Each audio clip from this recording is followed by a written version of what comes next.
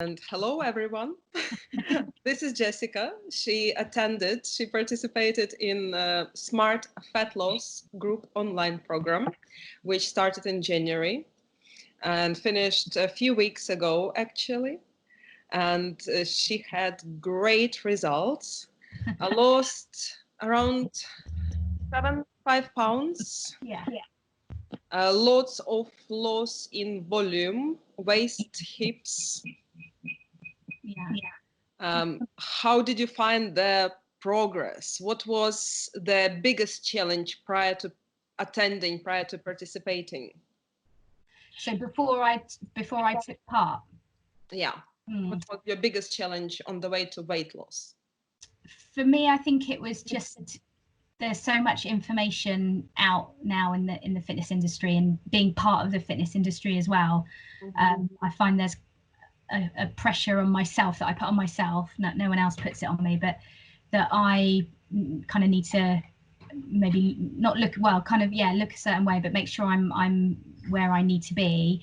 So in that sense, I kind of look online at what I can do, what do other people do, and just finding something that worked for me. So I tried, cutting carbs out, looking into keto, doing all these different things, and just thinking nothing like this is working for me. And then I would kind of get myself into a mindset of, well, none of those things work for me, so I'm just an abnormality. I'm just gonna always look how I'm gonna look, and never be able to restrict food groups and things like that. So I would kind of get myself into quite a negative mindset. That's what I had as well. I didn't explain to the audience initially that you are a fitness presenter. I've been there as well too. And that's so true that we put pressure on ourselves without anyone even telling us, oh, you're not looking good enough. Yeah. And feel like we need to be very strict with our diets because we are professionals and it's impossible to achieve that without strict dieting. And then we just make things up. We make our life harder. I've been there as well. I was low carb for a few years, and that made me obsessed about carbs finally. Yeah, definitely. And how that challenge made you feel? It really put me into when I came to you, I was in a really bad kind of place mentally, I think, and being quite unkind about the way that I looked and talking quite negatively in my head to myself. So kind of having quite a bad body image and maybe not seeing perhaps what other people would see. So I would have my members, because obviously this was at a time when we were still going out and teaching, I would have members say to me, oh, you look great, love the way that you look because you look like a woman, but you're strong and da-da-da-da-da. But I would just think people were being kind, and I'd kind of, look at somebody that perhaps on the outside would look slimmer than me, and I'd just think, well, in my head, I would just, anything good that was said, I would just push away. So I was just in quite a negative mindset of where I should be for what I do, really. Yeah, it's easy to get there. Yeah, very easy. There are so many people with this mindset. Yeah. And someone tells us, you look good. And you say, no, they're just polite. Yeah. Because there are Victoria's Secret models and all those, six-pack people who are, comparison is probably the worst in this case. But we're all different, and our natural body fat set point is different, and we're just suffering from this new standard of being ripped or being like a Victoria's Secret or any other model. Yeah, and I think it's important to understand that for me, at any rate, maybe not other people, but for me, in order to achieve that kind of leanness in my body, I need to be on a very strict, very calorie controlled, restricted diet. No fun. So life wouldn't be fun, but I would maybe look how those people would look. Now that might not be the same for everyone else. People have, like you say, different genetics, different body fat. I've always been very curvy and kind of that kind of shape. So yeah, for me, it's having to get over that thing of going, well, I need to just be happy in my own skin. I need to accept this is who I am and be good with that.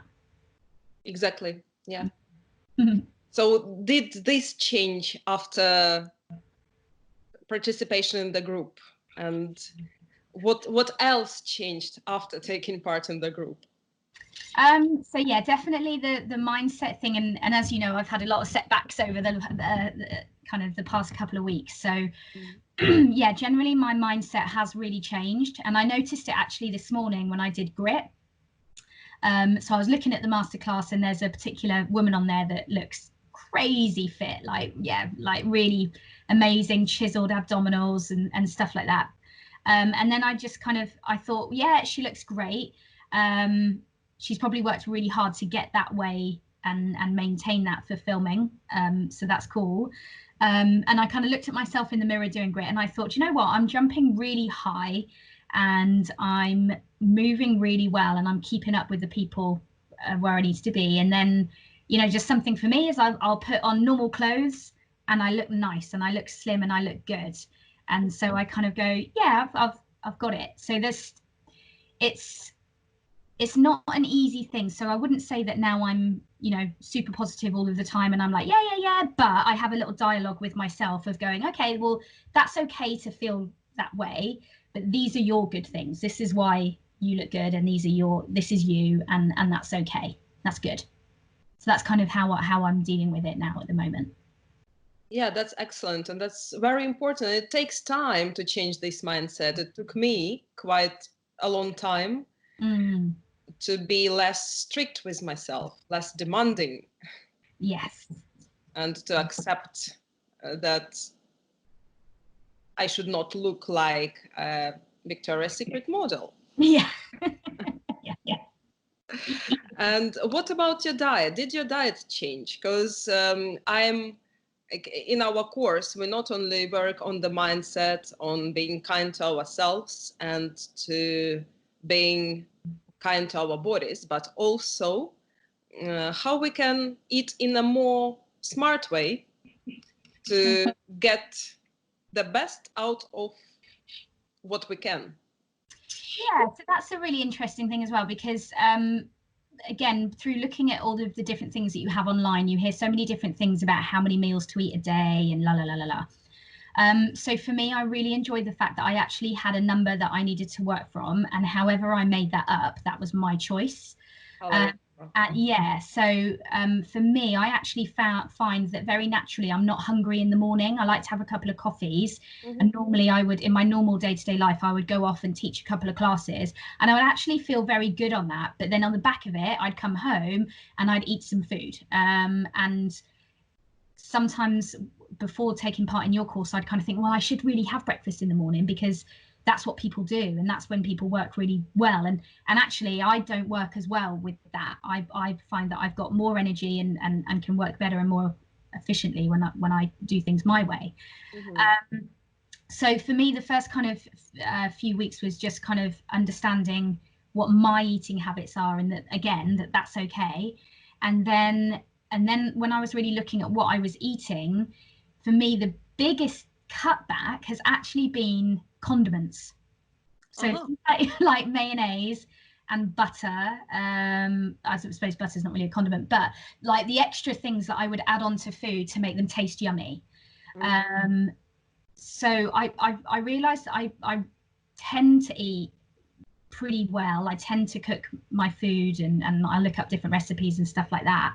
And when I'm feeling lazy, I'll eat maybe something that's quick to have, and then I would kind of cover it in salad dressing or mayonnaise or chili sauce or something like that. And I found that actually quite a lot of my calories, not a lot, but a good amount of calories was coming from that. So for me, that's where I've really stripped back. and I've been, and now, like, if I'm going to have a drink, because I remember the first night I went out for like a girls' meal, and I messaged you and the other people in the group, and was like, oh my God, what do I drink? Because we're going out for like a cocktail and wine night. What do I drink? And just kind of knowing where the sensible calories are. Like, it's okay to have a drink, but just think about what you're doing. So yeah, that's kind of the main thing. Probably understanding where the calories come from. And for me, it was the mayonnaises and maybe a little bit too much fat when I'm cooking scrambled eggs if I'm adding butter or something like that. So I've cut back on those things, and that's where I've seen the biggest shift. And very often these small changes are enough. For example, I had a personal client who was drinking milk in pints. Whoa. And he didn't realize that a pint of milk is actually a meal. It's not a drink. Yeah, that's a full-on meal. So people discover these small things, and then they change this only small thing, that not that you need to go very strict with your diet or cut carbs or not go out. It's just that small change that we identified, and now you can even go without counting calories and eat more intuitively, because you are quite an intuitive eater. Yes. And you don't have to be obsessed with these precision calculations. You know approximately where you are. You know where was your problem. You eliminated it, and now you can maintain without being very strict and precise in counting. Yeah. Really. And with what's happened at the moment, obviously with everybody staying in, when it first happened, I was really concerned about, well, God, now I've not got my exercise to do. Because and to be honest, I don't teach that much anyway. I only taught maybe 8 times a week. But for me, that was a big kind of mental thing to get over. So really understanding that I actually know my food, and I know, like you say, intuitively what I should have and what I shouldn't, and what my calories are. That for me has been a really big game changer, because I'm not having to cut things out. For example, the day before yesterday, I went into I went and got a little double-decker chocolate bar. Before doing my training with you, or the thing, I probably would have eaten that all in one go. Now I'll have I had a bite of it, and I go and put it back, and then I have that just like a chunk of it with a cup of tea, and I've still got it in my fridge. I can get it and prove it. But it's things like that where I just go, well, okay, I just want like a little bit of a kick of something, and that's, but I'm saving it because I know that I've got more calories that I can have, and stuff like that. So it's really cool. Yeah, and did you become a little bit more relaxed about food and not dividing food into food and bed? And totally, I really look now at just my overall calories. I do look a bit at the fat content, because that's where I realized that my the mayonnaise and things like that was a bad one for me. But so I really just think about the calories now, and that's it. And for me, because of my background, and I my background, I had bulimia when I was younger, about 10 years ago, and that's why I kind of went into fitness. So I was concerned that I would maybe get quite obsessed with calorie counting, but I really didn't. And actually I've used what potentially could be not a bad habit, but I've just used, I guess, my experience of how I can be, and use that to the best. Does that make sense? So it's just, I've just really enjoyed it. I've felt like freedom doing it. Good days, bad days. Sometimes you'd go over your calories one day, but understanding that actually as a whole for that week, I'm still under, or something like that. And some days I'd be super under. Like if I was delivering module training, I'd finish the day thinking I'd only had like just under 1,000 calories. So then I'd go, right, okay, well I can have a nice meal tonight, or have a nice meal on the way home on the Sunday or something like that. So it's been good. Yeah, excellent. Because many people are afraid of starting counting calories or weighing themselves, thinking that it will make them obsessed and will ruin their mental health. But it's all about the mindset and how you approach it. And it actually helps you to realize that, yes, I had this meal for so many calories, and before that you would think, oh, I ruined my diet, but now you think, oh, it's just so many calories and I'm still in my maintenance, and although it was a burger, I'm still losing weight. And you can regulate it. You can cut your calories a little bit down if you want to get a little bit more shredded. Yeah. Some, I don't know, for photo shoot, Yeah. just a little bit. Or you can, you know, how to maintain it, how to regulate it, and what to do if the weight starts going up. You just know how to regulate it sensibly. Yeah, that's it. That's what I've been doing these past few weeks. I've especially in the probably the last week and a half, I've got back and stepped up onto the scales and have been weighing myself most days. It's that time of the month for me as well, so I know that my weight is gonna creep up a lot, and I can go up a lot when I've got, you know, that time for me, like 2 to 3 pounds is kind of what I've noticed at the moment. But yeah, I've really kind of concentrated on, even if I don't want to step on the scales, I've gone on and and then go back to my little tracker and can see that I'm still down. So although it might be up from one day to the next, I'm still less than I was when I started. And so for me, that's the big thing, that it's that average of, yes, it might fluctuate during the days, but actually you're still going down. So yeah, that's been good for me. Yeah, the weight trend rather than comparing Monday this week and Monday next week, or today and yesterday. Yes, yeah, actually overall it's still going down. Yeah, that's perfect. And to finish with, what would you say to somebody on the fence about joining the next group? So I would say that if you're, you know, if you've struggled with finding something that works for you in the past, and you're looking at different fitness websites and juggling different ideas, and if you really are on the fence, then this is going to be the one, because you're in total control. There's nothing that's being restricted. You just need to look at the overall. So you're never going to feel that miss of food. So you're not going to kind of go into something thinking, oh my God, I've got just 2 more days to do, and then I've got a like a treat day. What is it? You know, when people count, you know, they're really restricted. A cheat day. Yeah. Because I've been there as well, done that, and you're kind of counting down the days there, and then you go crazy big. So, you know, so if you're really on the fence, then this is the thing that will help you, because you are in total control and you haven't got anyone else telling you that you need to cut out this to look this way. And it really empowers you to be in control of your journey. And the thing that I really liked as well, Olga, was the way that you tell us how to work things out and that we have to do it.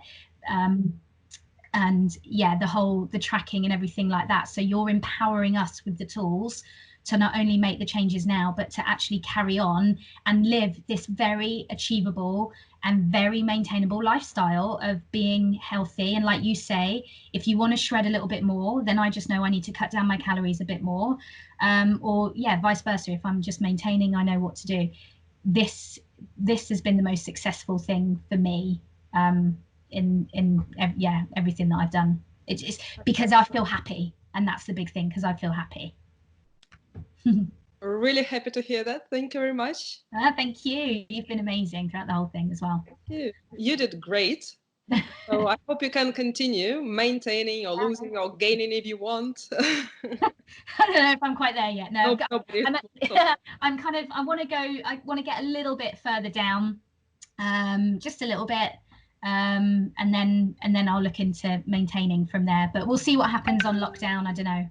So yeah, on lockdown, it's another challenge. Totally different. You don't know what to do with this. Yeah, absolutely. Yeah, just change that mindset a little bit.